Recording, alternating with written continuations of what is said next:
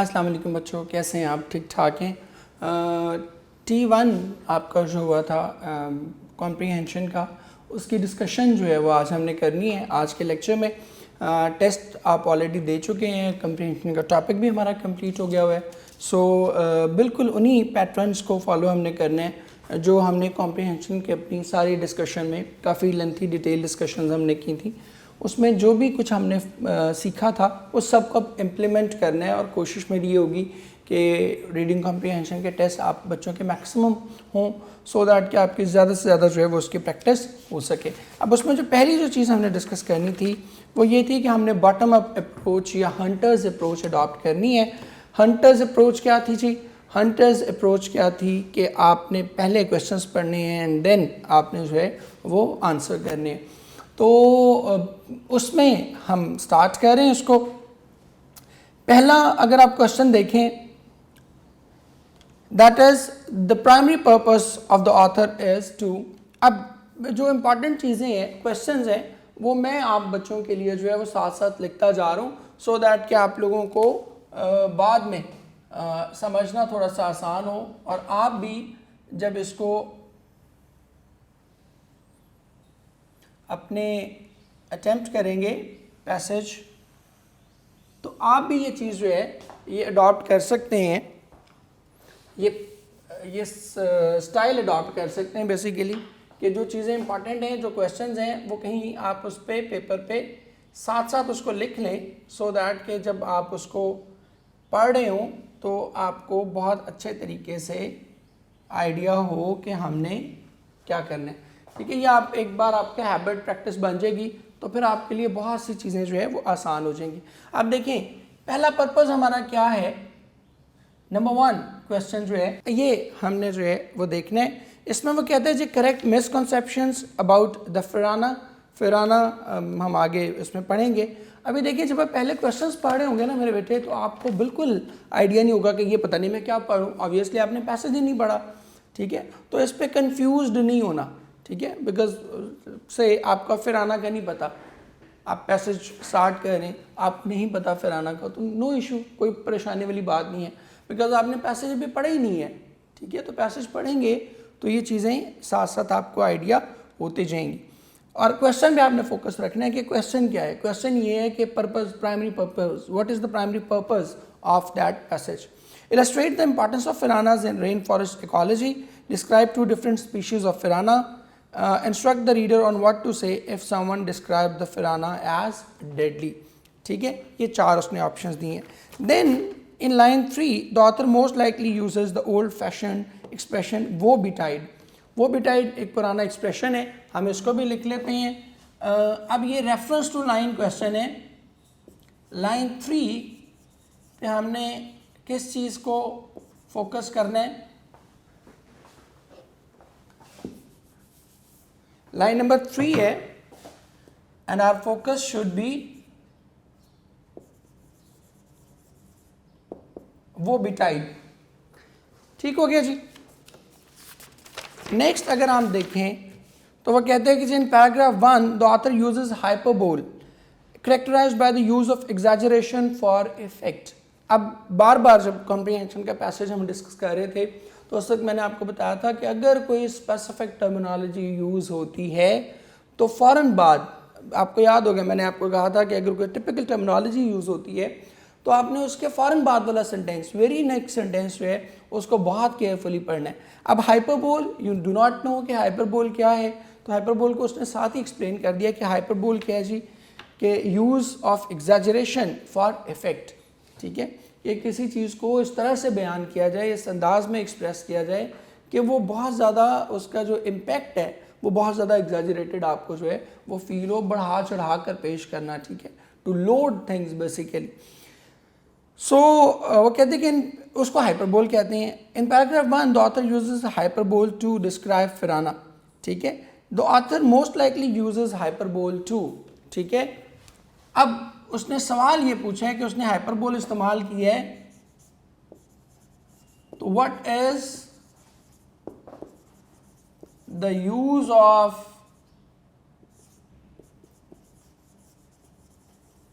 Hyperbole. ठीक है, मैं तो आपको चूँकि थोड़ा डिटेल में कह रहा हूँ, आप जब लिखेंगे तो आप सिर्फ यूज़ ऑफ हाइपरबोल लिखेंगे, ठीक है, पूरा क्वेश्चन लिखने की ज़रूरत नहीं है।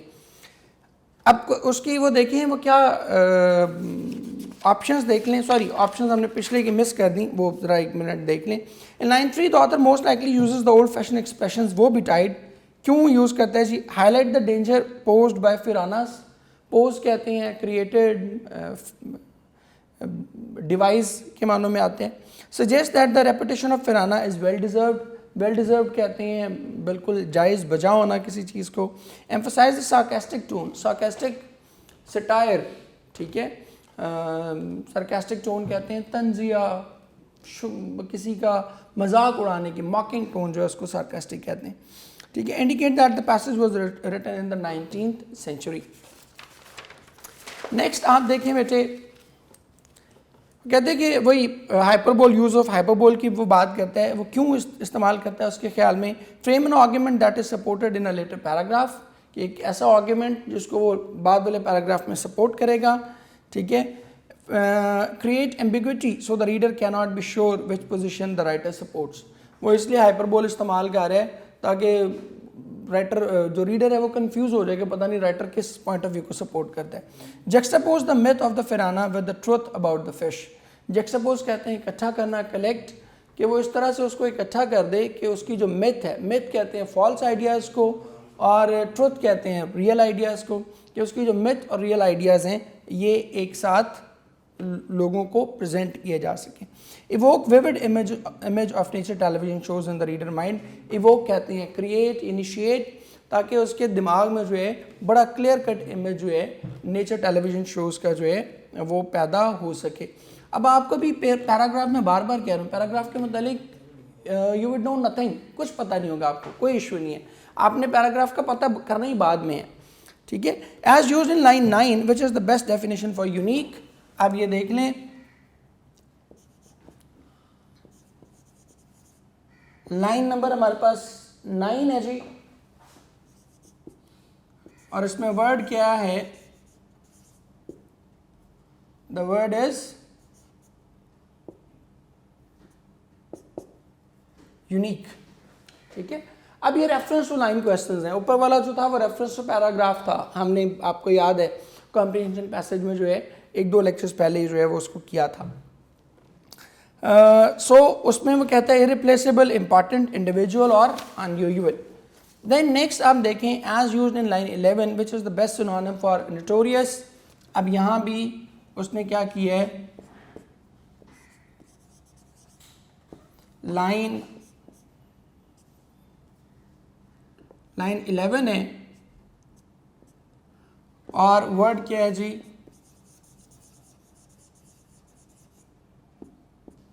नोटोरियस। सो ये कुछ जो है वर्ड्स हैं। अब हम आते हैं, इन 5 चीज़ों को हमने हाईलाइट करना है, जहाँ भी ये चीज़ आएगी तो हमने फ़ौरन उसको जो है वो पिकअप करना है। The piranha is a much maligned fish, maligned कहते हैं डिफेम्ड, डिसरिस्पेक्टेड, किसी की बुराई करना, ठीक है, किसी को गलत पोर्ट्रे करना, ठीक है। तो यहीं से हमें पता चल जाता है कि जो टोन ऑफ द पैसेज है, आपको याद है हमने टोन, एटीट्यूड एंड टोन की बात की थी, तो यहीं से हमें पता चल रहा है कि जो टोन ऑफ द पैसेज है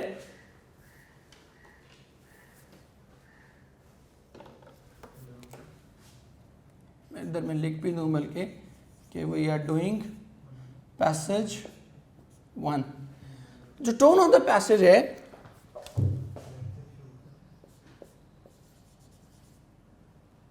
टोन क्या है, ये आयरॉनिक है। फैक्चुअल टोन एक तरह से नहीं है कि वो हकीकत पर मबनी बात नहीं कर रहा। मच मलाइंड का मतलब क्या है, ये एक आयरॉनिक टोन में जो है उसने बात की है कि बदनाम बहुत ज़्यादा किया गया है, बट हमें सजेस्ट यहीं से ही हो रहा है पहली लाइन से कि हकीकत में ऐसा नहीं है। Most people think that it is a deadly creature that swarms through the reverse and creeks of the Amazon rain forest.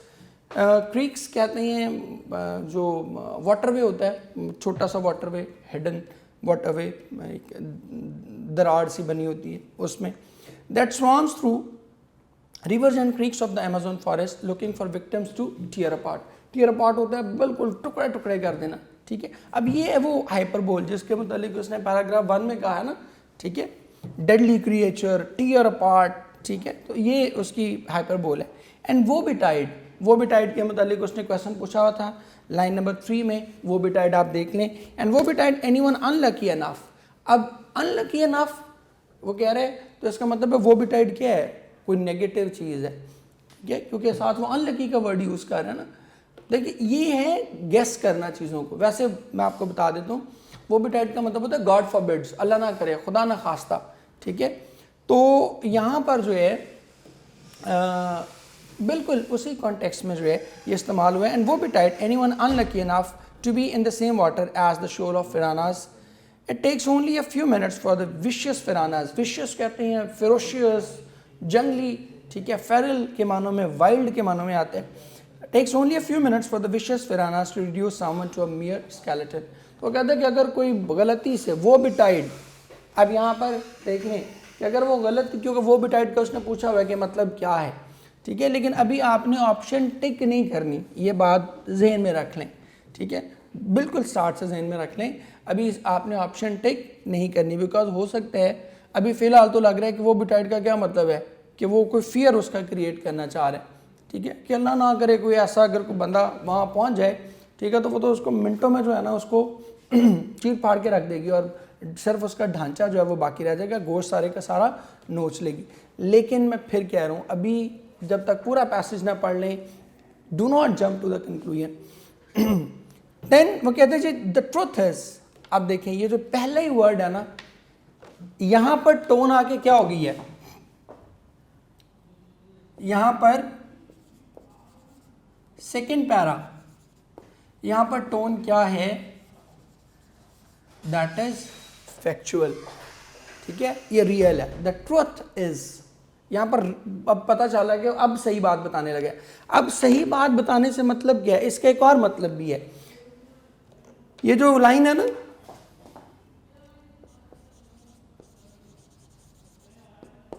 The truth is, ये एक और चीज को भी इंडिकेट कर रही है, that first para was not a true statement। ये इनडायरेक्टली इस चीज़ को भी बता रही है, आपको इंडिकेट कर रही है कि जो पहले जो कुछ लिखा गया है वो सही नहीं था, क्योंकि वो कह रहे हैं सच्ची बात तो ये है, अब बताने लगे। जैसे हम आपस में कोई कन्वर्सेशन कर रहे हैं और 15-20 मिनट के बाद हम कहें और नहीं यार असल बात ये थी, इसका मतलब क्या था कि जो पहले 15 मिनट हमने बात की वो असल बात नहीं थी, ठीक है जी। The truth is that piranha is really a much more nonce animal, nonce कहते हैं पोलाइट के मानों में जो है वो इस्तेमाल होता है, is much more nonce animal than the mindless killer depicted in the media, depicted shown. अब आ गया पैराडॉक्स, ठीक है, वही जो मैंने कहा था ना आयरॉनिक टोन है, जो है वैसा एक्चुअली नहीं है जैसा दिखाया जा रहा है। तो वो भी कह रहे हैं कि जिस तरह से इसको दिखाया जाता है ये उस तरह का जानवर नहीं है। In fact piranhas are a group made up of approximately 12 different species. उसने नीचे स्पीशीज़ का एक पूछा था कि 2 डिफरेंट स्पीशीज़, तो वो तो जवाब ही गलत हो गया क्योंकि 2 स्पीशीज़ नहीं है, 12 स्पीशीज़ हैं। Each piranha species occupies its own ecological niche, niche कहते हैं कॉर्नर, स्पेस, नुक, ठीक है, जगह, इकोलॉजिकल कहते हैं एनवायरमेंटल, कि उसकी अपनी एक जगह है। One type of piranha takes chunks out of the fins of other fish, chunks कहते हैं पीसेस, कि वो उसके फेंस के पीसेस लेती है। Another type Yeats fruits falling from the trees into the river, जबकि दूसरी जो है वो क्या करती है, दरिया में गिरने वाले फलों को खाती है। Each piranha species plays a unique role in the ecology of the rainforest food plains. अब यहाँ पर आपको पता चल गया कि यूनिक का मतलब यहाँ पे किस अंदाज में इस्तेमाल हो रहा है, स्पेशल, एक्सेप्शनल, ठीक है, एक्स्ट्राऑर्डिनरी, इस टाइप के मानों में जो है वो इस्तेमाल हो रहा है कि अलग ही अपना different. So what should you do next time you hear someone talking about the deadly piranha, ठीक है, you can remind them that piranha is not always the notorious killer. Notorious के भी उसने पूछा हुआ है, ठीक है, that the tough muscular heroes of popular natural television shows would have us believe, ठीक है, कि वो वैसी नहीं है जिस तरह के वो जो मस्कुलर हीरोज़ हैं natural television show, nature television shows के, जिस तरह का वो हमें यकीन दिलाने की कोशिश करती हैं कि वो बड़ी नोटोरियस है। नोटोरियस का यहाँ पर उसने पूछा हुआ है। अब देखें, पहले उसने क्या कहा, वो बड़ी शरीफ है, तो वो कह रहे हैं कि वैसी नहीं है जैसे वो हमें बताते हैं, तो इट मीन्स के शरीफ के ऑपोजिट क्या होगी, कोई बदनाम, ठीक है। नोटोरियस का मतलब वैसे मेलाइंड ही होता है, डिफेम्ड, ठीक है, तो बदनाम। चूँकि पहले वो उसको अच्छा कह रहे हैं तो वो अच्छे का ऑपोजिट क्या होगा, बुरा, तो नोटोरियस को आपने इस कॉन्टेक्स्ट में देख लेना है। अब देखिए जी, अब हम क्वेश्चंस पे आते हैं। अब आप देखिए, आपने ऑलरेडी वो पॉइंट्स हाईलाइट कर लिए हैं। अब आप जब क्वेश्चन लगाएंगे तो यूँ आपके लगते जाएंगे। The primary purpose of the author is to B option पहले देखते हैं, illustrate the importance of piranhas in rainforest ecology. ये उसने बात ज़रूर की है, लेकिन सिर्फ एक लाइन है, असल बात ये नहीं थी। डिस्क्राइब 2 डिफरेंट स्पीशीज़ ऑफ फिरानाज, ये तो है ही नहीं, क्योंकि उसने तो 12 स्पीशीज़ की बात की है। ये तो एब्सोल्युटली रॉन्ग ऑप्शन है। मैंने आपको बताया था ना कि कुछ चीज़ें होंगी जो एब्सोल्युटली इनकरेक्ट हैं, कुछ नियर टू करेक्ट हैं। बी ऑप्शन हमारी नियर टू करेक्ट थी। तीसरी वाली देखें जी, instruct the reader on what to say if someone describe the piranha as deadly. Yes, ये आपका आई कैचर है, ठीक है, क्योंकि आखिरी बात आपकी ख़त्म कहाँ हुई है, उसने यही कहा है कि अगर कोई डेडली फिराना के बारे में कहे तो तुमने उसे जाके ये कहना है कि नहीं, वो ऐसा जानवर नहीं है जैसा नेचर टेलीविज़न शोज़ जो है वो तुम्हें दिखाते हैं। तो ये आखिरी बात उसने कही ज़रूर है। आपको लगेगा कि हाँ यही पर्पज़ था, लेकिन ये पर्पज़ नहीं है। मेन पर्पज़ क्या है, करेक्ट मिसकंसेप्शंस अबाउट द फिराना, कि फिराना के बारे में जो गलत फहमियाँ लोगों के दरमियान पैदा हो गई हैं, उन गलत फहमियों को जो है वो किसी न किसी तरीके से दूर किया जा सके। Then in line 3 the author most likely, दूसरे पे देखें, uses the old fashion expression woe betide. अब वो बी टाइड, वहाँ उसने तो उस वक्त हमें क्या लग रहा था कि वाकई को बड़ी खूनखार जानवर है, लेकिन अल्टीमेटली हमें क्या हुआ, अल्टीमेटली हमें पता चला कि वो खूंखार जानवर बिल्कुल भी नहीं है। तो highlight the danger posed by piranhas, danger तो है ही नहीं, वो तो बता रहे हैं कि वो बड़ी नॉन्स एनिमल है, बड़ी पोलाइट एनिमल है। Suggest that the reputation of the piranha is well deserved, नहीं, बिल्कुल गलत बात है, वेल डिजर्व नहीं है। वो तो शुरू में ही कहता है कि फिराना इज़ अ मच मिलाइंड फिश, बहुत ज़्यादा बदनाम किया गया, हकीकत ऐसी नहीं है। और दूसरे पैसेज में वो कहता है कि द ट्रूथ इज़ दैट, तो वो पहले वाली जो मिलाइन वाला काम था वो क्या था, वो ऑटोमेटिकली गलत है। Then emphasise the sarcastic tone, yes that is the right option, ठीक है। सार्केस्टिक टोन इसलिए उसने मतलब सार्केस्टिक इन अ वे इसलिए है कि पहले वो बड़ी बड़ी बातें करता है और एंड पे करता है वो नहीं, ये सारी बातें फजूल है, ठीक है। ये जो लोग कहते हैं ना, ये इंतहाई एक नंबर के अहमक हैं, एक नंबर के बेवकूफ़ लोग हैं, ठीक है। तो वो उनका शुगर लगाने के लिए, उनको उनका मजाक उड़ाने के लिए, उनको मॉक करने के लिए जो है उसने यहाँ पर वो बिटाइड, अल्लाह ना करे भी तुम्हारा कोई फिराना से वास्ता पड़ जाए, ठीक है। हालांकि फिराना से वास्ता पड़ना कोई ऐसी कोई डेंजरस बात नहीं है। तो जो लोग हैं वहीं आपको डराते रहते हैं ना, उनका बेसिकली मजाक उड़ाने के लिए, उनका शुगर लगाने के लिए उसने कहा है कि भाई वो तो ऐसे डराएंगे कि अल्लाह ना करे भी, अल्लाह तौबा, तुम्हारे को फिराना से वास्ता पड़े तो बहुत काम ख़राब हो जाएगा, ठीक है जी। Indicate that the passage was written in the 19th century, इसका तो कोई तज़किरा जो है वो सिरे से मौजूद ही नहीं है। नंबर 3 पर आए बेटे, in paragraph 1 the author uses hyperbole characterized by the use of exaggeration for no effect to describe piranha. Hyperbole क्यों यूज़ करता है जी, frame an argument that is supported in the latter paragraph. Latter paragraph में उसने support तो नहीं किया, उसने तो रिजेक्ट किया था, याद है। द ट्रूथ इज, मतलब पहले वाले को निगेट कर दिया, पहले वाले को कहा पहले वाला झूठ था, अब सच बोल रहा हूँ। क्रिएट एम्बिग्विटी, एम्बिग्विटी कहते हैं डाउट, ठीक है, कि वो डाउट पैदा कर दें, नहीं ऐसी बात नहीं, वो तो बड़ा एक क्लियरली बताता है रीडर को कि भाई फिराना डेंजरस एनिमल नहीं है, तो एम्बिग्विटी तो पैदा नहीं कर रहा। देन नेक्स्ट देखें, juxtapose the myth of the piranha with the truth, yes that is the right option, कि उसने मिथ भी बता दिया कि भाई गलत तौर पर उसके बारे में क्या सोचा जाता है, और रियलिटी भी बता दी है कि उसकी असल रियलिटी बुनियादी तौर पर क्या है। देन नंबर 4 पर आए जी, ये नेचर टेलीविज़न शोज़ वाला, ये तो बिल्कुल एब्सोल्यूट एक तरह से गलती है। सिर्फ एक लाइन में उसने बताया कि उसके हीरोज़ जो हैं वो मस्कुलर होते हैं बस, और इसके अलावा कोई इमेज जो है नेचर टेलीविज़न शोज़ का नहीं बताया। As use in the line which is the best definition for unique, अब मैंने आपको बता दिया था बिल्कुल डिफरेंट, ठीक है, individual is the right option, ये हमने अभी जो है वो यहाँ पर देख लिया था। Then as use in line 11 which is the best synonym for notorious, notorious killer कहते हैं ना कि जैसे वो बताते हैं, मैंने कहा था कि अच्छे का क्या है, अच्छे का उलट क्या होगा, बुरा, ठीक है। तो नोटोरियस क्या होगा, डिसरिप्यूटेबल, क्योंकि सेलिब्रेटेड का मतलब है जिसकी बहुत ज़्यादा तारीफ की जाए, नोटेबल भी प्रोमिनेंट को कहते हैं, रिनाउंड भी मशहूर को कहते हैं। तो ये तीनों तो पॉजिटिव वर्ड हैं, हमने क्या ढूंढना था, पॉजिटिव तो पहले बात हो रही थी और वो उसके उलट कुछ बता रहा था, ठीक है, कि टेलीविज़न असल में ये अच्छी है, असल में नॉन एनिमल है, लेकिन टेलीविज़न वाले इसे क्या करते हैं, इस तरह से बताते हैं। तो लेकिन के बाद क्या होता है, हमेशा उलट बात होती है। हम आम डे टू डे लाइफ में भी आप देख लें, आप कहते हैं यार मैं तुम्हारे साथ जाना तो चाहता हूँ लेकिन मेरे अब्बा इजाज़त नहीं देंगे, ठीक है। तो असल बात क्या है, लेकिन पहले वाली बात को क्या कर रहे हैं, निगेट कर रहे हैं। तो यहाँ भी उसने पहले उसके बारे में कहा कि बड़ी पोलाइट है, ये वो नॉन एनिमल है, हकीकत में द ट्रूथ इज कि वो बड़ा नॉन एनिमल है, लेकिन वो क्या दिखाते हैं, वो उसे बुरा दिखाते हैं। तो इसमें बुरा वर्ड जो है वो सिर्फ एक ही था, that was disreputable. So that's it, ये हमारा पहला पैसेज कंप्लीट हुआ है। अब हम जल्दी से दूसरे पैसेज पे आते हैं बेटे। देखिए जी दूसरा पैसेज बेटे अगेन से फिर हम अपना पहले ही क्वेश्चन पढ़ रहे हैं, how were fingerprints used in ancient times. Note करते जाते हैं यहाँ पे, यूज ऑफ FP लिख रहा हूं, फिंगरप्रिंट्स इन एंशिएंट टाइम्स, ठीक हो गया जी।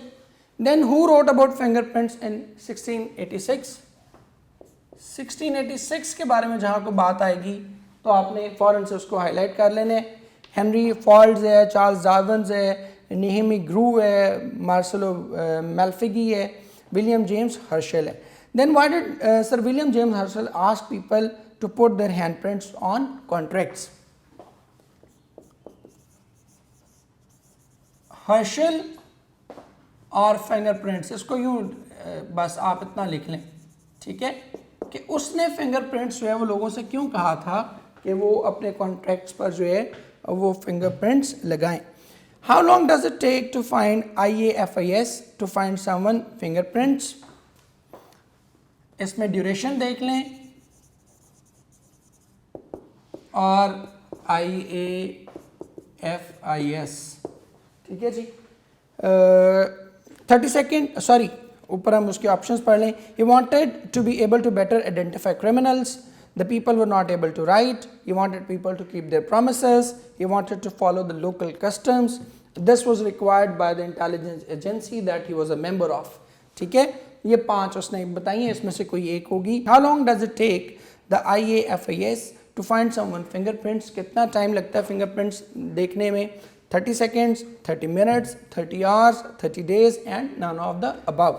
अभी मैं ये जो लिखता जा रहा हूँ ये इसलिए लिख रहा हूँ ताकि आपकी मेमोरी ज़रा हेल्प आउट हो सके, वहाँ आपको लिखने की भी ज़रूरत नहीं पड़ेगी। आपको इंशाल्लाह जब आप 10, 12, 15 पैसेज कर लेंगे तो you will be able to do it without even writing it.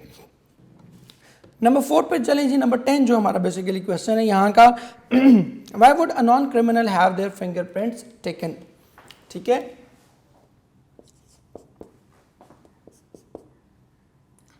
Fingerprints for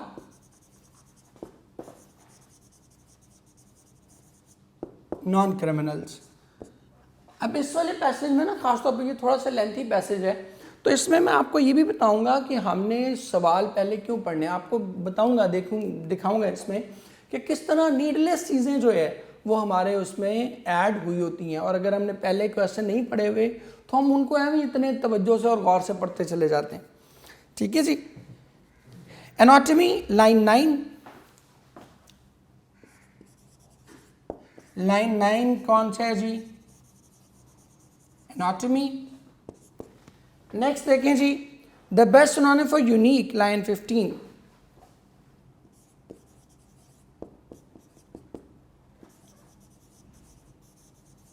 अच्छा, जहां पे ये लाइन रेफरेंस टू लाइन वाला क्वेश्चन आएगा तो उसने साइड पर लाइन नंबर दिया होगा, आपने लाइनें गिनने नहीं बैठ जाना 1 2 3 4 5, साथ में उन्होंने लाइन का नंबर दिया होगा, अभी मैं आपको दिखाता हूं, ठीक है जी। The best synonym for permanent, line 20।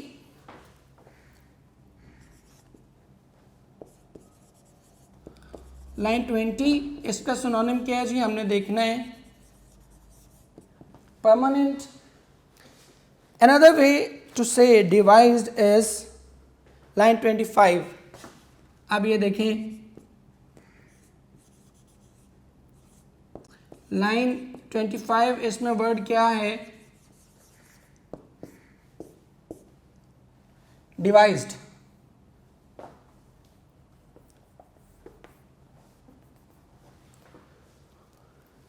इसके बाद आगे the place where something originated ये लाइन नंबर 33 में है।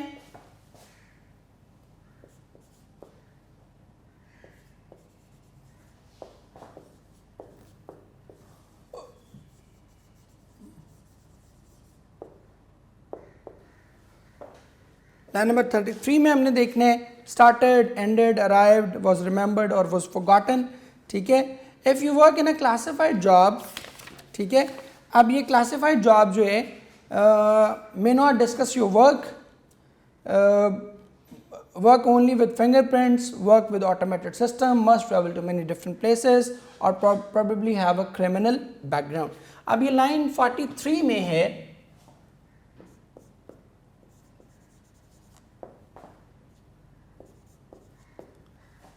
वर्ड क्या है जी, क्लासिफाइड। अब ये देखें, ये बड़ा आइडियल एग्जांपल है ये पैसेज कि किस तरह hunters approach can save your time. इसमें देखें 1 2 3 4 5 6 क्वेश्चंस वो हैं जो कि सिर्फ और सिर्फ रेफरेंस टू लाइन के हैं या सिनोनिम्स के हैं। ठीक है, तो आपने इन 6 ये जहाँ से मतलब एनाटॉमी शुरू होगा, इसके बाद एक तरह ऑलमोस्ट आपने जितना पैसेज पढ़ना है उसमें आपको लाइंस याद रखने की ज़रूरत नहीं है, लाइंस पे फोकस करने की ज़रूरत नहीं है, आपको सिर्फ ये 6 वर्ड्स देखने हैं इस पैसेज में।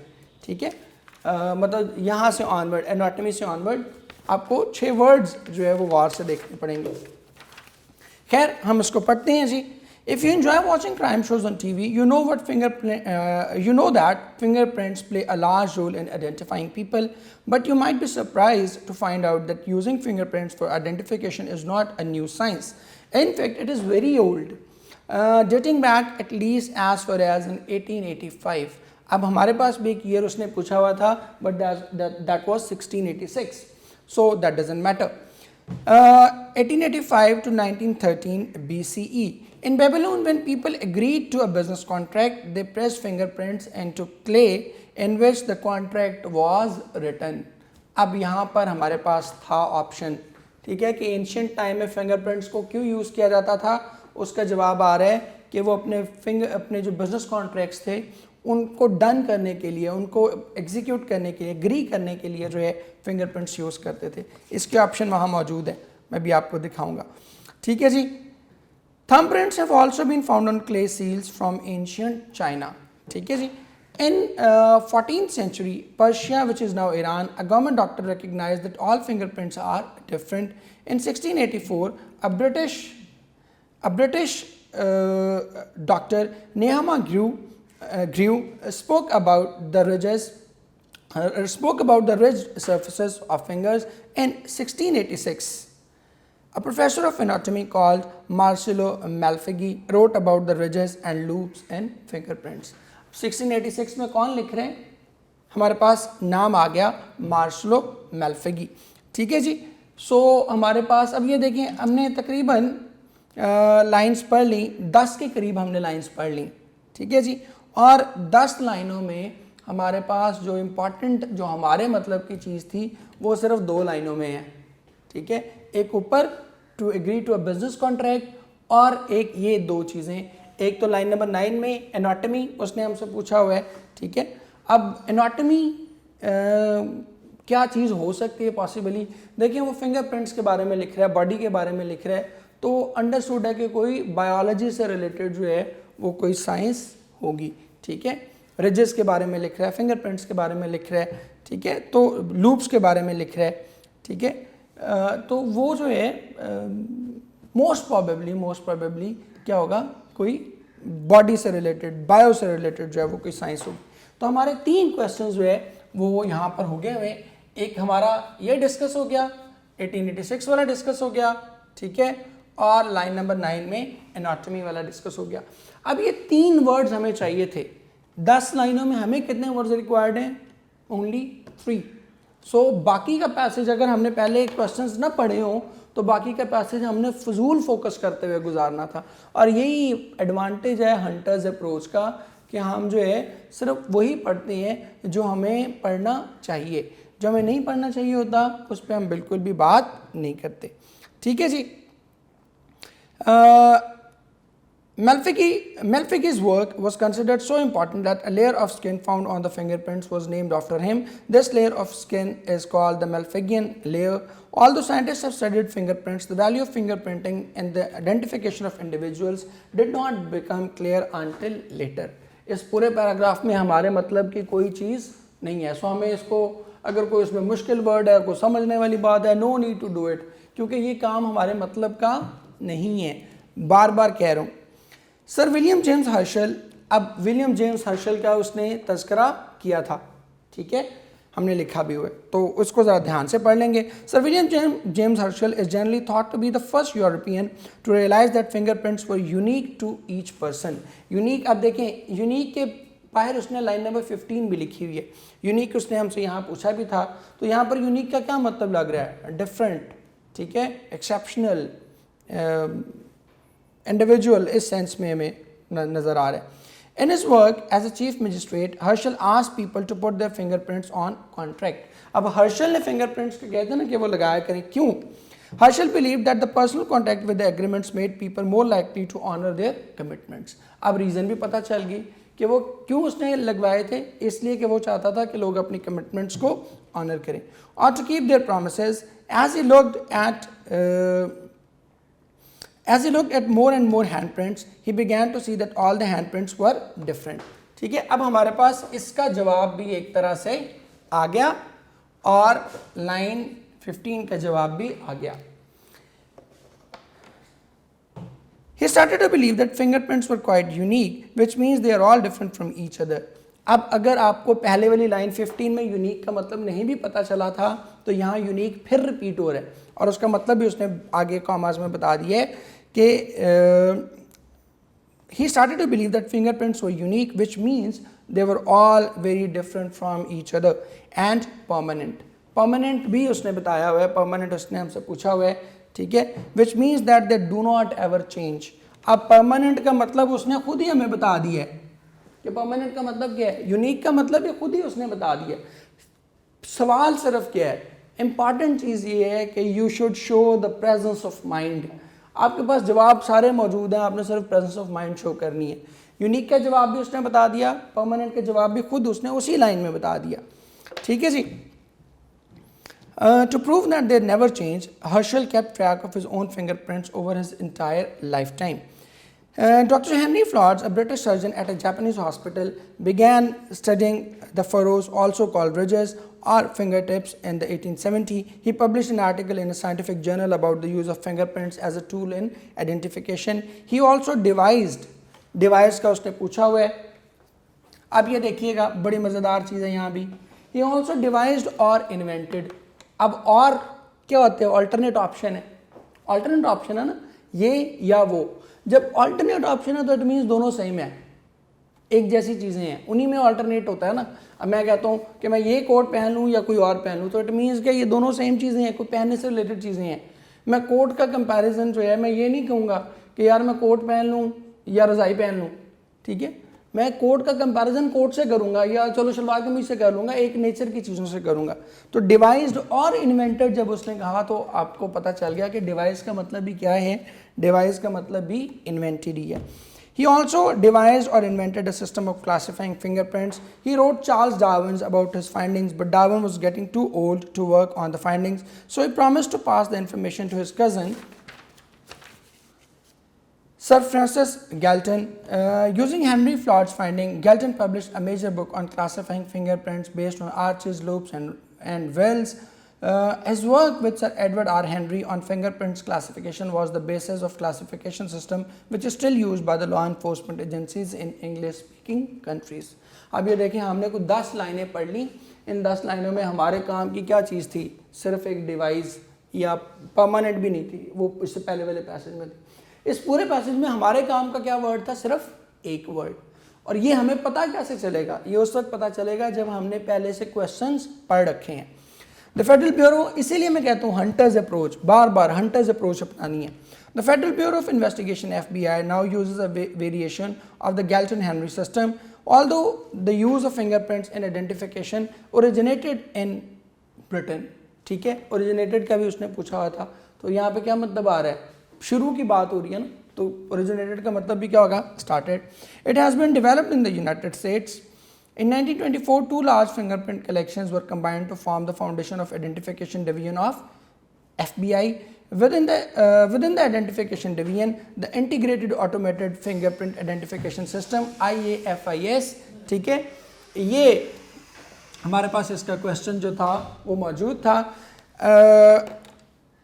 Can search and find fingerprints anywhere in the United States within 30 minutes. ठीक है, ड्यूरेशन उसने पूछा हुआ था, तो हमारे पास ड्यूरेशन आ गया कि it can find it in 30 minutes. The IAFIS can compare results with automated fingerprint systems in countries around the world. The IAFIS has the fingerprints of more than 250 million people on file. इसमें भी सिर्फ एक word, 2 words हमें चाहिए थे, originated और उसका duration. About 1 in 6 Americans has fingerprints on file with the FBI, but not all the fingerprints are related to criminal investigations. People need to have their fingerprints taken for many other reasons. People have their fingerprints taken for. अब याद है उसने कहा था कि जो criminal नहीं है, नॉन क्रिमिनल, उनके लिए कौन कौन से हैं? People have their fingerprints taken for employment, licenses and adoption. For example, when the people want to work for the government in a classified secret job. अब क्लासिफाइड के साथ भी कॉमा लगा के उसने फिर दे दिया अल्टरनेट, तो क्लासिफाइड का मतलब भी क्या हुआ? वही जो कि सीक्रेट का मतलब है. The fingerprints are checked to be sure they do not have a criminal background. When prospective parents adopt a child, their fingerprints are matched against those of all criminals for the safety of the child. ठीक है जी, अब हम जल्दी से इसको करते हैं wind up. How were fingerprints used in ancient times? To seal contract. याद है आपको वो टू एग्री टू कॉन्ट्रैक्ट्स उसने कहा था, टू साइन एग्रीमेंट, तो साइन तो है ही नहीं, साइन करने के लिए तो फिंगरप्रिंट फिर क्यों करेंगे? टू आइडेंटिफाई क्रिमिनल, उस वक्त कोई तस्वुर नहीं था. ऑल ऑफ द अबव नहीं हो सकते, both A and B are correct, ये भी नहीं हो सकते क्योंकि साइन तो कर ही नहीं रहे थे. Who wrote about fingerprint in 1686? Marcello Malpighi, हमने अभी आइडेंटिफाई किया था पीछे. ठीक है. Why did Sir William James Herschel ask people to put their handprints on contract? He wanted people to keep their promises. याद है? C ऑप्शन, वो कहता था कि he wanted them to honor their commitment or to keep their promises. How long does it take to IAFIS to find someone fingerprints? Yes, it only takes 30 minutes. ठीक है, हमने अभी डिस्कस किया था. Then why should a non-criminal have their fingerprints taken? अभी हमने ऊपर पढ़ा लास्ट पैराग्राफ में कौन कौन से थे जी? To adopt a child, to get some job भी थे, to get all certain licenses, to identify themselves. ये सारी की सारी चीज़ें उसमें मौजूद थी. तो हमारे पास क्या हुई? ऑप्शन क्या आई? All of above. नंबर 10 पे आए. Why would a non criminal sorry, ये हमने कह लिया. Anatomy means the study of body, मैंने अभी आपको एक्सप्लेन कर दिया.